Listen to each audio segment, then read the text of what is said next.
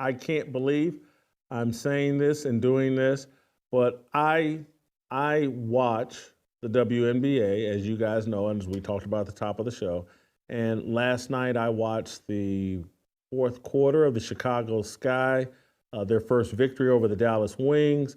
It was Angel Reese versus Paige Beckers, two players the WNBA would love to hype up into big stars. There are people out there. Paige Beckers is going to be the best player in the league, and Angel Reese is this and Angel Reese is that, as I told you earlier in the show. But it actually turned into a game about, Carmela Cardosa, I think scored a career high 23 points last night, and the Chicago Sky got their first victory. And I saw a video of people making fun of Angel Reese. That she went 2 of 6 from the field. I think had 9 rebounds, scored 6 points last night, 9 rebounds, 5 assists. People were making fun of Angel Reese. She had a couple of bricks and a couple of shots getting blocked. I saw a couple of different feeds pointing this out. One of them said, "Look, here she is with the crossover," and then there was another one talking about here she is with the hezzy, and then womp womp womp, she gets her shot blocked. But having watched particularly the fourth quarter of this game, Angel Reese actually showed true progress and self-awareness. She only took 6 shots. I'm not being remotely sarcastic. I'm not saying, thank God she figured out not to shoot. I'm more saying, hey, this is great. She's figured out she's not an offensive player, and she's more of a role player, a rebounder, a distributor, screen setter. And they figured out a way to feed the ball to Cardosa, their 6'7" center, who does have some offensive skills. This is progress.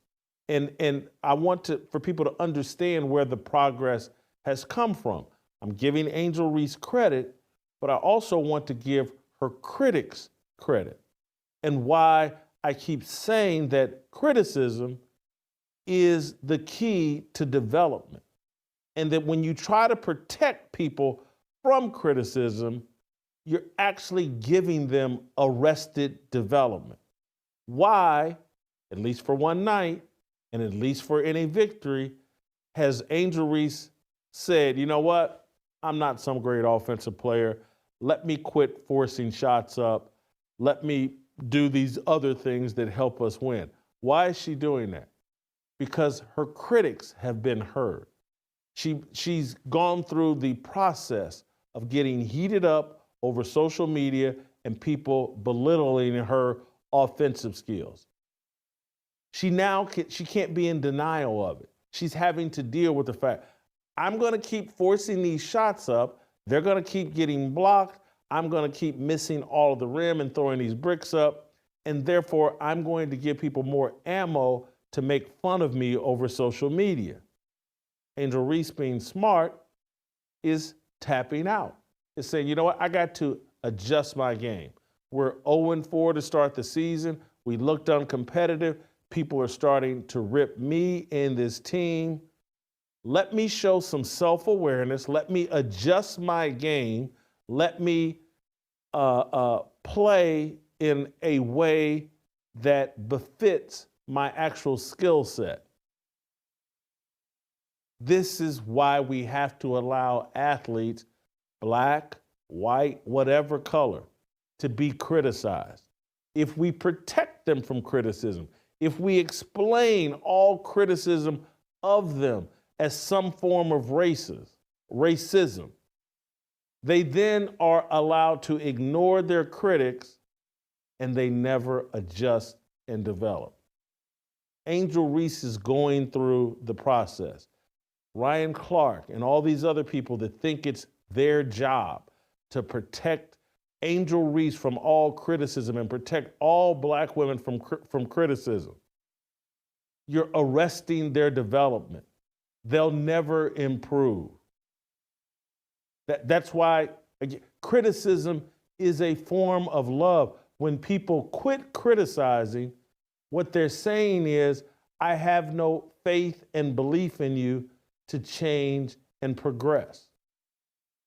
It's why even when my critics are misguided, I still try to appreciate and understand where they're coming from because I know, hey, they must have a sincere interest in me.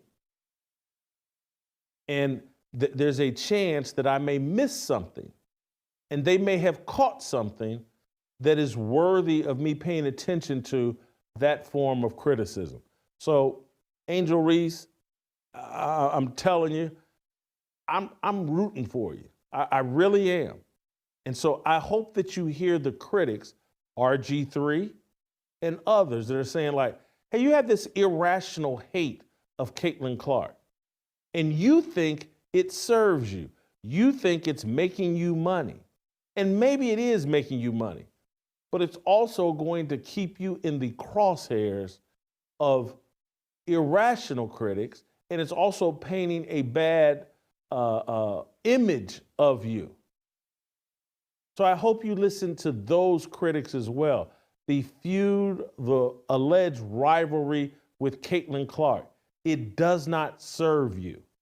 It serves content creators, it serves racial idolaters, it serves people that want to use you while pretending like they're your BFF and they have your best interest.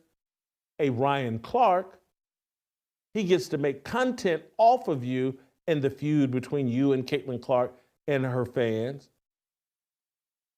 But Angel, you can have a successful WNBA career as a rebounder, as a defensive player, as a facilitator offensively for others, and again, with your tenacity as a rebounder to score some points, have a successful WNBA career. You've already got a brand that people are paying attention to, but ending the feud with Caitlyn Clark would serve Angel Reese best.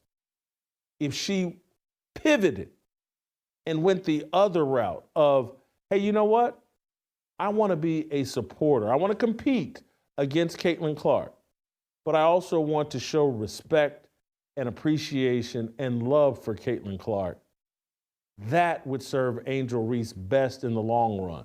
Her popularity and Caitlyn Clark's, and I'm not calling Caitlyn Clark an angel because she's not, but Caitlyn Clark's instincts, the way she's wired, she'd rather help everybody, including Angel Reese, than be at war with Angel Reese. It would be a big win for Angel Reese, the WNBA, Caitlyn Clark, and everybody involved if Angel Reese raised the white flag on her war with Caitlyn Clark and embraced Caitlyn Clark. That would be even more progress for Angel Reese.